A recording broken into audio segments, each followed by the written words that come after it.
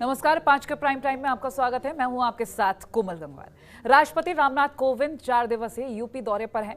इस दौरान बता दें, लखनऊ एयरपोर्ट पर सीएम योगी और राज्यपाल आनंदीबेन पटेल ने राष्ट्रपति का स्वागत किया और वहीं एयरपोर्ट से राष्ट्रपति का काफिला राजभवन पहुंचा है। वहीं थोड़ी देर में राष्ट्रपति रामनाथ कोविंद बाबा साहेब भीमराव अंबेडकर विश्वविद्यालय के दीक्षांत समारोह में शामिल होंगे।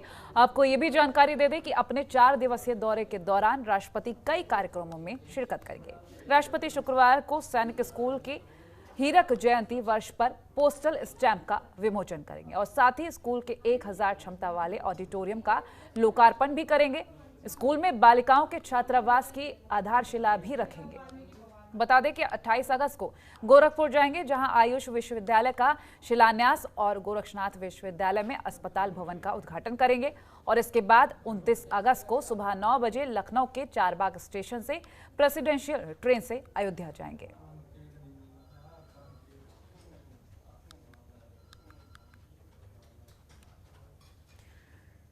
और अब आपको ग्राफिक्स के जरिए बताते हैं कि राष्ट्रपति अपने 4 दिवसीय दौरे के दौरान किन किन कार्यक्रमों में शिरकत करेंगे। 10:50 पर सैनिक स्कूल पहुंचेंगे राष्ट्रपति। सैनिक स्कूल के कार्यक्रम में करेंगे शिरकत। सैनिक स्कूल की हीरक जयंती वर्ष पर पोस्टल स्टैंप लॉन्च करेंगे। स्कूल के 1000 क्षमता वाले ऑडिटोरियम का लोकार्पण करेंगे। स्कूल में बालिकाओं के छात्रावास की भी आधारशिला रखेंगे। 28 अगस्त को गोरखपुर जाएंगे रामनाथ कोविंद। आयुष विश्वविद्यालय का शिलान्यास करेंगे। गोरक्षनाथ विश्वविद्यालय में अस्पताल भवन का उद्घाटन करेंगे। 29 अगस्त का कार्यक्रम सुबह 9 बजे लखनऊ के चारबाग स्टेशन पहुंचेंगे महामहिम। प्रेसिडेंशियल ट्रेन से अयोध्या के लिए रवाना होंगे। रामनगरी अयोध्या में रामलला के दर्शन करेंगे। और संवाददाता अवनीश हमारे साथ लाइव जुड़ गए हैं, उनसे जानकारी लेंगे। अवनीश, ये 4 दिवसीय दौरा बेहद खास बताया जा रहा है। जो शेड्यूल सामने आया उसके अनुसार लग रहा है कि काफी कुछ तैयारियां की गई होंगी और काफी कुछ सामने आएगा।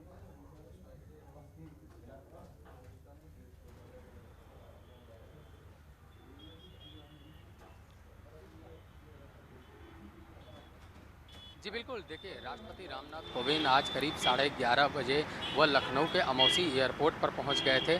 उसके बाद वहां पर उनका मुख्यमंत्री योगी आदित्यनाथ और राज्यपाल आनंदीबेन पटेल ने स्वागत किया। उसके बाद वह करीब 12 बजे के आसपास वह राजभवन पहुंचे हुए थे और 12 बजे राजभवन में पहुंचने के दौरान उन्होंने विश्राम किया है और अब कुछ ही देर में वह बाबा साहेब भीमराव अंबेडकर विश्वविद्यालय पहुँचेंगे, जहाँ पर वह दीक्षांत समारोह में शामिल होंगे और दीक्षांत समारोह में तमाम जो मेधावी होंगे उनको मेडल प्रदान करेंगे। तो पूरी कार्यक्रम की रूपरेखा पहले से बना ली गई थी और पूरी जो तैयारियां हैं उसको अंतिम रूप दे दिया गया है। अब इंतजार है कि राष्ट्रपति रामनाथ कोविंद कब मंच पे पहुंचेंगे और छात्र छात्राओं से संवाद भी करेंगे। तो साफ है कि आज जो मंच है उस मंच पर करीब 7 ऐसे मेधावी होंगे जिनको राष्ट्रपति रामनाथ कोविंद अपने हाथों से मेडल देंगे और उसमें से 4 को राष्ट्रपति देंगे, 1 को मुख्यमंत्री योगी आदित्यनाथ मेडल देंगे। वहीं 2 ऐसे मेधावी होंगे जिनको राज्यपाल आनंदीबेन पटेल मेडल देने वाली है। तो इन सब व्यवस्थाओं को फिलहाल दुरुस्त कर लिया गया है। अब इंतजार है कि रामनाथ कोविंद कब पहुंचेंगे और तमाम जो कार्यक्रम है उस कार्यक्रम में हिस्सा लेंगे और इस कार्यक्रम में हिस्सा लेने के दौरान वो बातचीत भी करेंगे, संवाद भी करेंगे कि किस तरीके से शिक्षा को उत्तर प्रदेश और भारत में बढ़ाया जाए ताकि आने वाले समय में जो पीढ़ियां हैं वो कहीं ना कहीं विश्व में अपना नाम रोशन करती हुई दिखाई दे। तो ये पूरा एक कार्यक्रम की रूपरेखा और कभी 1 घंटे तक वह विश्वविद्यालय में रहेंगे। 1 घंटे विश्वविद्यालय में रहने के बाद वो वापस राजभवन पहुँच जाएंगे और राजभवन में आने के बाद वह विश्राम करेंगे। फिर कल सुबह उनका जो सबसे अहम कार्यक्रम है वह कैप्टन मनोज पांडे के सैनिक स्कूल में है। वहाँ पे करीब 11 बजे पहुँचेंगे और वहाँ भी 1 घंटे के कार्यक्रम में वह वहाँ की हीरक जयंती में शामिल होंगे। उसके बाद एक ऑडिटोरियम का वह लोकार्पण भी करने वाले हैं। उसके बाद एक बालिका छात्रावास का शिलान्यास करेंगे। तो ये सब पूरी तैयारियाँ हो गई हैं। 1 घंटे वहाँ पर मौजूद रहेंगे। उसके बाद वो फिर राजभवन लौटेंगे और राजभवन से करीब शाम को 4:30 बजे वह SG SGPGI के लिए जाएंगे, जहाँ पे वह SGPGI के दीक्षांत समारोह में शामिल होंगे और उस समारोह में तमाम जो मेधावी होंगे उन छात्र छात्राओं से रूबरू होंगे। तो एक बड़ी संख्या में वहाँ पे चिकित्सक भी मौजूद होंगे। ऐसे में उम्मीद लगाई जा रही है कि जिस तरीके से जो कोरोना काल के दौर से गुजर रहा है भारत, तो उसमें किस तरीके का प्रबंधन किया गया है और कैसे कोरोना काल के दौरान स्थिति को काबू पाया गया भारत में, तो उसको भी उल्लेख करना नहीं भूलेंगे। तो उसी को लेकर एक कार्यक्रम की रूपरेखा रखी गई है। हालांकि अगर SGPGI की बात करें तो SGPGI में किसी भी जो मेधावी हैं उसको अपने हाथों से मेडल नहीं प्रदान करेंगे। सुरक्षा व्यवस्था को देखते हुए, कोविड प्रोटोकॉल को देखते हुए ये पूरा कार्यक्रम बनाया गया है। तो इसी को लेकर राष्ट्रपति रामनाथ कोविंद का लखनऊ का 2 दिन का कार्यक्रम है। उसके बाद वो गोरखपुर जाएंगे और गोरखपुर में वो आयुष विश्वविद्यालय का शिलान्यास करेंगे। उसके बाद गोरखनाथ विश्वविद्यालय में अस्पताल का उद्घाटन करने वाले हैं। तो 2 बड़े कार्यक्रम हैं। वहाँ भी वो लोगों से संवाद करेंगे, बातचीत करेंगे और कहीं ना कहीं जो अपनी मंशा है और पूरे भारत को जिस तरह से विश्व के पटल पे रखने की योजना है कि मजबूती से उसको उभारा जाए, उसको लेकर एक बड़ा संदेश दे सकते हैं। उसके बाद जो सबसे अहम कार्यक्रम है उनका चौथा दिन होगा, जब 29 अगस्त को राष्ट्रपति रामनाथ कोविंद लखनऊ से 9 बजे के आसपास वह प्रेसिडेंशियल ट्रेन से अयोध्या जाएंगे। अयोध्या में करीब 11:30 बजे वह पहुंचेंगे और वहां पे पहुंचने के बाद वो रामलला के दर्शन करेंगे। उसके बाद रामायण कॉन्क्लेव में वो हिस्सा लेंगे और उसके बाद वो कुछ लोगों से मुलाकात भी वहां पे कर सकते हैं। फिर उनकी तुरंत वापसी प्रेसिडेंशियल ट्रेन से ही वापस लखनऊ हो जाएगी और लखनऊ आने के बाद वह दिल्ली रवाना हो जाएंगे। तो पूरे 4 दिन का ये प्रवास है उनका और 4 दिन के कार्यक्रम में वह कई कार्यक्रमों में शामिल भी होंगे। तो इस शामिल होने के दौरान वो लोगों को तक अपनी बात भी पहुंचाएंगे और एक तरीके से जो पूरा भारत की जो मंशा है, भारत के जो कार्यक्रम है उसके बारे में भी बताएंगे। तो इस कार्यक्रम को लेकर भी पहले से तैयारी कर लिया गया है और जितने भी कार्यक्रम है उस कार्यक्रम में जितने लोग भी आएंगे उनको कोविड गाइडलाइन का पूरी तरीके से पालन करवाया जाएगा। अगर बात करें जहाँ पे भी दीक्षांत समारोह में जाएंगे, वहाँ कोई भी अतिथि आता है या कोई उस दीक्षांत समारोह में शामिल होता है तो वो पिछले 24 घंटे की अपनी कोविड की रिपोर्ट लेकर आएगा और कोविड की रिपोर्ट साथ में होगी तभी उसको जाने की अनुमति दी जाएगी। और सभी लोगों को मास्क पहनना होगा, सामाजिक दूरी का पालन करना होगा, कहीं से किसी प्रकार की लापरवाही न दिखे, इसके लिए भी इंतजाम कर लिए गए हैं। तो पूरी तरह उनके कार्यक्रम को लेकर कोविड प्रोटोकॉल का गाइडलाइन का पालन करवाने के लिए भी एक कार्यक्रम रखा गया है। पूरी तरह जो उसका गाइडलाइन है उसको तैयार कर लिया गया, उसको फॉलो भी करवाया जा रहा है। वहीं अगर सुरक्षा की बात करें तो सुरक्षा को लेकर तमाम जो पैरामिलिट्री फोर्स है उसको लगा दिया गया है, तमाम जो सुरक्षा बल हैं उनको लगाया गया है और जो सुरक्षा एजेंसियां हैं उनको भी सक्रिय किया गया है। तो उत्तर प्रदेश में ये आज बड़ा दिन है जब राष्ट्रपति रामनाथ कोविंद लखनऊ आते हैं और लखनऊ में वह BBAU के दीक्षांत समारोह में शामिल होंगे। उसके बाद सैनिक स्कूल जाएंगे, SGPGI के दीक्षांत समारोह में शामिल होंगे, उसके बाद गोरखपुर जाएंगे, उसके बाद अयोध्या जाएंगे। तो ये पूरा एक कार्यक्रम की रूपरेखा पहले ही से तैयार कर लिया गया है और सभी प्रकार के रिहर्सल कर लिए गए थे और खुद इसकी निगरानी मुख्यमंत्री योगी आदित्यनाथ कर रहे थे, क्योंकि पिछले दिनों ही देखने को मिला था कि मुख्यमंत्री योगी आदित्यनाथ गोरखपुर गए थे। गोरखपुर में आयुष विश्वविद्यालय का जो शिलान्यास होना है वो, तो उस शिलान्यास की क्या कुछ तैयारियां हैं और इस आयुष विश्वविद्यालय का क्या संदेश जाएगा उत्तर प्रदेश में, उसको लेकर उन्होंने अधिकारियों से बातचीत की है और तैयारियों में किसी भी कोर कसर छोड़ने की बात उन्होंने नहीं कही। तो उन्होंने साफ कहा है कि तैयारी पूरी होनी चाहिए, किसी प्रकार की लापरवाही नहीं होनी चाहिए और जब राष्ट्रपति आएंगे तो उनके भव्य रूप से उनका स्वागत किया जाए। और इसी का नतीजा देखने को मिला था कि आज जब लखनऊ में रामनाथ कोविंद को आना था, राष्ट्रपति को आना था, तो उनके लिए तमाम अलग अलग जगहों पे एक होर्डिंग लगाया गया था। उस होर्डिंग में राज्यपाल आनंदीबेन पटेल और मुख्यमंत्री योगी आदित्यनाथ का नाम भी था और उनके नाम के द्वारा ही यह अभिनंदन किया जा रहा था। तो पूरा एक कार्यक्रम रखा गया है और इसी तरीके का जो स्वागत समारोह देखने को मिलेगा गोरखपुर में, इसी तरीके का स्वागत समारोह देखने को मिलेगा अयोध्या में। अयोध्या में हालांकि जिस दिन दौरा होगा उस दिन जो रेलवे का रूट होगा उसमें कई ट्रेनों में रूट बदलाव किया गया है, कई ट्रेनों के रूट बदले गए हैं, क्योंकि जब प्रेसिडेंशियल ट्रेन 9 बजे चारबाग के प्लेटफॉर्म नंबर 1 से होकर गुजरेगा तब सुरक्षा के जो मानक हैं उनको फॉलो किया जाएगा। और इसके लिए अभी से ही रेलवे ने अपनी तरफ से तैयारी को अंतिम रूप दे दिया है। जितने भी पटरियां हैं उनको दुरुस्त कर लिया गया है, उनकी जांच कर ली गई है और RPF की टुकड़ी हर स्टेशन पर तैनात रहेगी, हर हॉल्ट पे तैनात रहेगी। उसके साथ जो लोकल पुलिस हैं वो भी तैनात रहेंगे, तो किसी के आने जाने की अनुमति नहीं होगी और ट्रेनों को डाइवर्ट किया गया है। उस दिन 29 तारीख को फिलहाल जो प्लेटफॉर्म नंबर 1 है, प्लेटफॉर्म नंबर 1 पे कोई भी ट्रेन नहीं आएगी, उनके प्लेटफॉर्म में बदलाव किया जाएगा।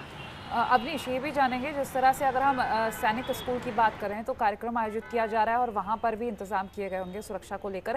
हालांकि आपको जिस तरह से आपने बताया कोविड प्रोटोकॉल का खास तौर पर पालन किया जाएगा और ऐसे ही हर जगह तस्वीरें सामने आएंगी, क्योंकि ये 4 दिन बेहद अहम और ख़ास है ये 4 दिवसीय दौरा। अयोध्या को लेकर हम बात कर लेते हैं आपसे, क्योंकि रामलला के दर्शन करने जाएंगे और अभी कई तरीके की तस्वीरें सामने भी आ रही हैं, क्योंकि विकास कार्य भी चल रहा है, निर्माण कार्य भी चल रहा है। ऐसे में वहाँ पर अगर हम इंतज़ामों की एक विस्तार में जानकारी जानें, क्योंकि ट्रेन के शेड्यूल आपने बता दिए, डाइवर्ट किए जाएंगे रूट्स, और ख़ास तौर पर अगर हम मंदिर की बात करें, क्योंकि दर्शन के लिए पहुँच रहे हैं, इसके अलावा कौन कौन से खास कार्यक्रम होंगे?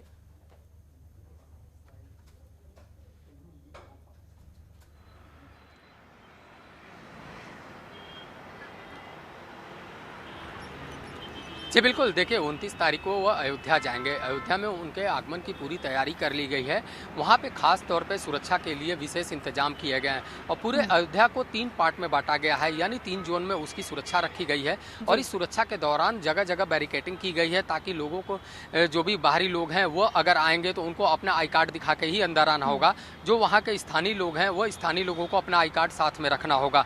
सुरक्षा में किसी प्रकार की चूक नहीं चाहती उत्तर प्रदेश सरकार। इसी का नतीजा है कि गृह विभाग के साथ मुख्यमंत्री योगी आदित्यनाथ ने बैठक करके पहले ही तय कर दिया है कि 29 अगस्त को जब राष्ट्रपति रामनाथ कोविंद अयोध्या जाएंगे तो किसी प्रकार की चूक नहीं चाहिए। तो ऐसे में व्यवस्था पूरी कर ली गई है। वहाँ के जिला प्रशासन के अधिकारियों के साथ भी बैठक हो चुकी है। उस बैठक में साफ किया गया है कि जब वो रामलला को दर्शन करने के लिए जाएंगे तब परिंदा भी पर ना मार पाए, इसके लिए व्यापक रूप से एक इंतजाम होना चाहिए। और इसी का नतीजा है कि पैरामिलिट्री की फोर्स भी वहाँ पर तैनात कर दी गई है। वहाँ पर सुरक्षा एजेंसियों को खासतौर पर सतर्क कर दिया गया है, क्योंकि धार्मिक नगरी के रूप में उत्तर प्रदेश सरकार लगातार अयोध्या में विकास का कार्य करवा रही है। तो ऐसे में जब राष्ट्रपति रामनाथ कोविंद जाएं वहां पे पहुंचेंगे तो तमाम जो वहां के विकास के कार्य हो रहे हैं उसके बारे में भी उनको जानकारी दी जाएगी। चाहे वो अगर बात करें हवाई अड्डे की, तो नया हवाई अड्डा बनना है उसके बारे में उनको बताया जाएगा।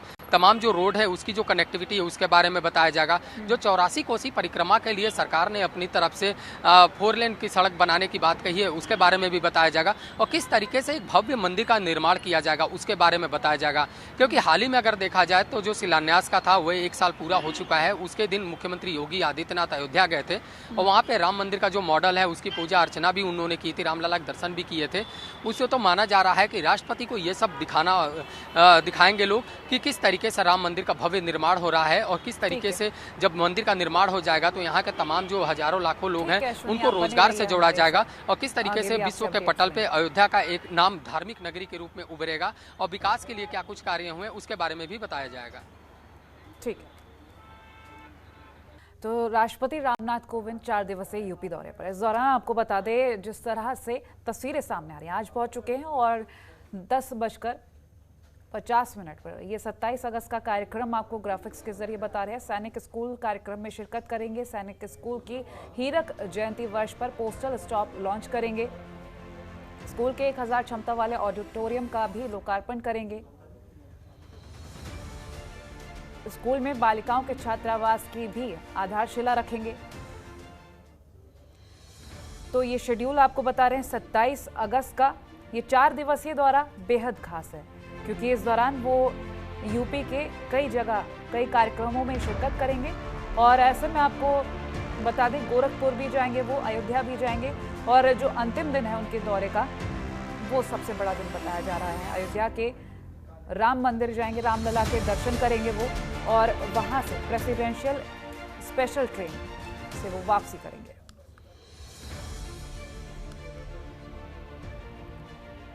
तो राष्ट्रपति का ये यूपी दौरा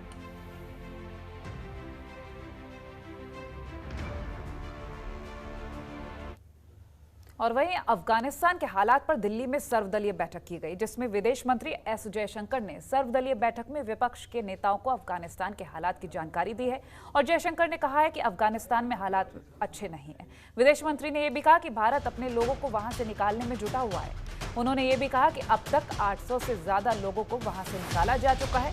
और साथ ही उन्होंने ये भी कहा कि दोहा में जो तालिबान ने वादे किए थे वो उस पर खरा नहीं उतरा। बता दें कि एस जयशंकर ने दोहा में अमेरिका तालिबान के बीच हुए समझौते का जिक्र किया।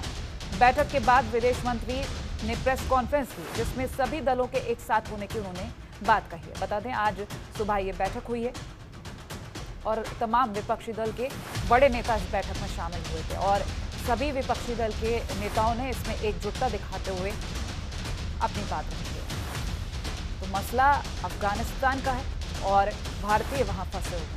ऐसे में देश की जनता को भी यही उम्मीदें थी कि इस मसले पर एकजुटता देखी जाएगी और विपक्षी दल एकजुट यहां पर दिख रहा है। तो ऐसे में अब अफगानिस्तान में जो हालात बने हैं उस पर भारत की पहले से ही नजर, और ये आपको तस्वीरें दिखा रहे हैं इस वक्त विदेश मंत्री एस जयशंकर और साथ ही अन्य नेतागण।